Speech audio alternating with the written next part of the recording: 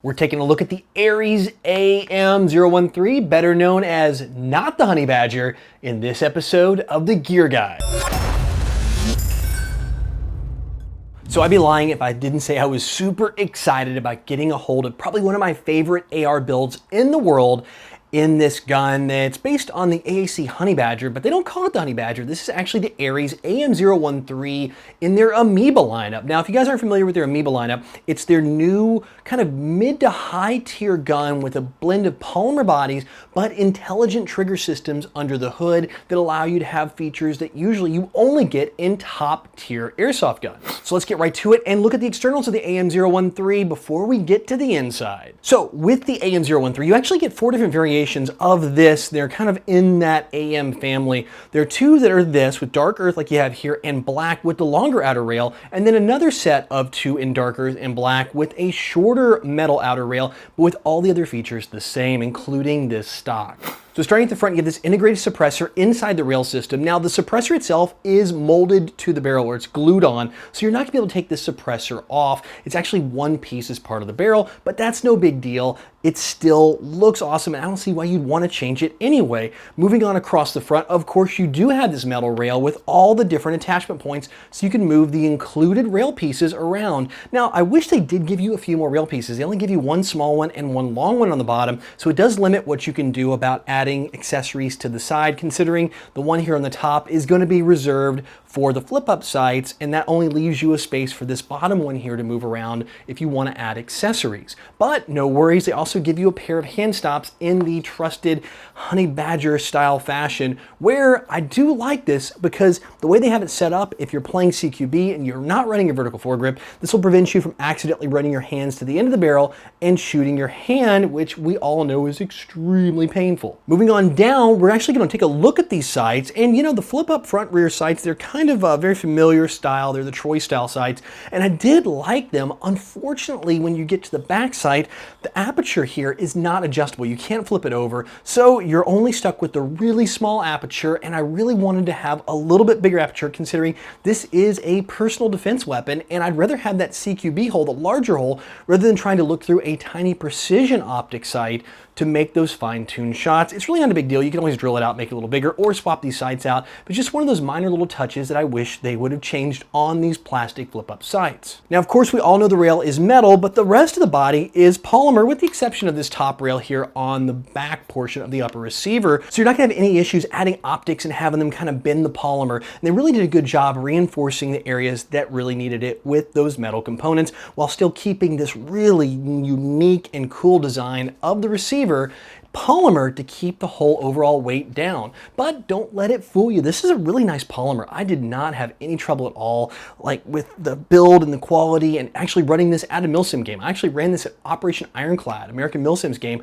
for most of the whole event, and it performed perfectly. So moving on down the side, you get this oversized magazine release, which I do like. It's a way larger than the other one, makes it real easy to drop that magazine out, and the custom grip with the Ares logos all over it. It's kind of a Magpul inspired grip, but I really like what they've done to really trim it down and make it really comfortable in your hands, and the two-tone, of course, is a fantastic touch.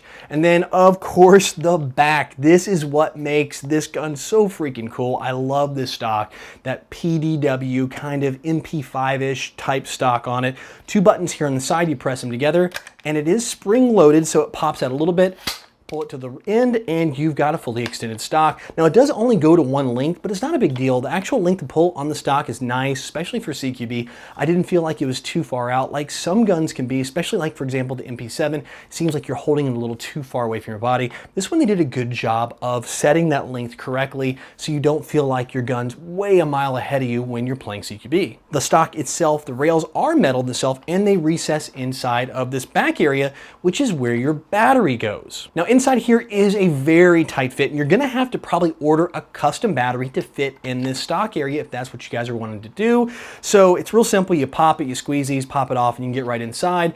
But keep in mind, you're very limited to the space to fit a battery in here. In fact, the largest battery you're gonna be able to fit, and even then it's a tight squeeze, is 76 millimeters by 33 millimeters by 21 millimeters. So plan on custom order, good news is they're not expensive at all. You can find them on some sites for around 8 or 10 bucks if you're willing to wait for shipping. And again, you're gonna need to probably change the ends on it because most of those custom batteries are gonna come with like an XT or a Dean's. Rounding out the externals is the magazine, and this is a really cool thing they've done here as well. It's their high cap. They also sell these individually as well as the mid cap versions of these, and they got this great styling to them. I love the fact that they went with their own unique magazine. It's textured on the outside for an easy grip. It's got visible bullets here on the side, but the best part is it's got a built-in mag pull type, and it's rubber here on the bottom too. So this piece is rubber, the rest is hard plastic, and this is such a freaking cool high cap. And I've noticed I moved this around to a lot of different guns, and it fits and feeds in pretty much every gun I have in my lineup, from KWAs to VFCs. So this is actually a really darn good high cap if you want to use it across the board. So going for the internals, there's a few touches I really like what they've done. With the hop up itself, it's a dial type, which I really like because you can dial in that hop up and not worry about it walking on you. And also they have the third version of their fire control systems. I know there were some concerns in the earlier versions about how well it held up, but with V3, they've really solved all the problems. Like I said, I ran this thing in a Milsim event and had zero problem wearing this thing out in semi-auto all day long. So think of it like a upgraded relay system with meets a MOSFET. It's kind of a hybrid design of their own, and it's programmable. And if you're wondering which version you have, the new version is notably marked with blue here on the inside. You can see kind of a blue component in there in the mag well, and if that's it, you're running at least the version 3 of their fire control system. What makes it really cool with the fire control system is if you buy the accompanying control system electronic programmer, you can actually put this between your battery and the gun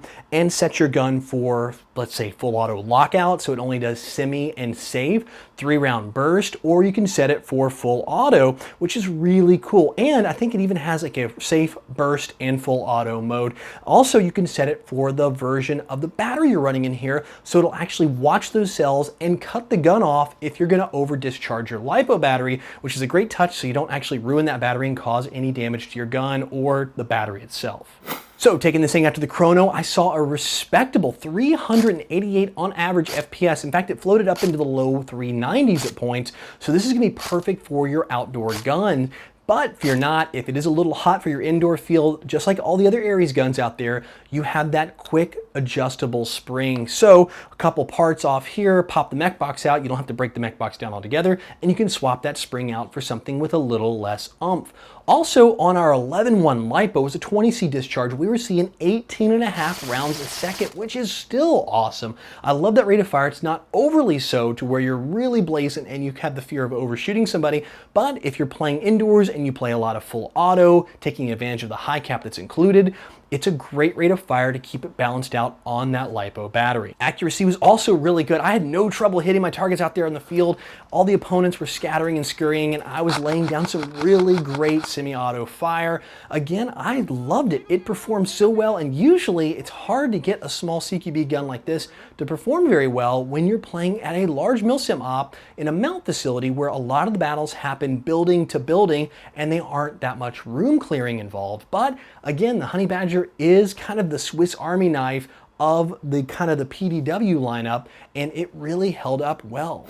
So overall, I really like this gun. I love this beautiful metal rail. I love the way they built it. In fact, I don't even mind the polymer that much because it does keep the weight of the gun down, which is important for a CQB gun. Again, my only real concerns on this are the battery compartment size and dealing with that area in there and having to order special batteries. It's not really a big deal. I really wish they would have changed these sights, but again, that's not a big deal either. But overall, I love this gun to go out and have like a solid mid-tier gun with high-end functionality. So if you're in the market for a great step up to something super custom that can hang in CQB and in outdoor games like when I was playing the Milsim events, take a look at the Ares AM-013, part of their Amoeba lineup, and you can pick these up anywhere Ares products are sold.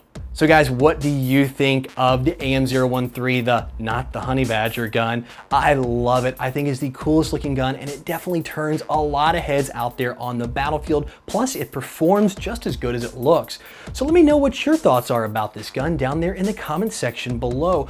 Also, what are your thoughts on the move in the airsoft industry? I see a lot of guns going to programmable triggers or MOSFETs? Do you think that is the way of the future? Or do you think there's another route that Airsoft's headed other than the MOSFET thing? Let me know also in the comment section below. Well guys, that's it for this episode of the Gear Guide. I'll be back in the next one where I get in a fight with a snake, get bit, fall asleep, wake back up, and walk it off. You know why? Because I don't care.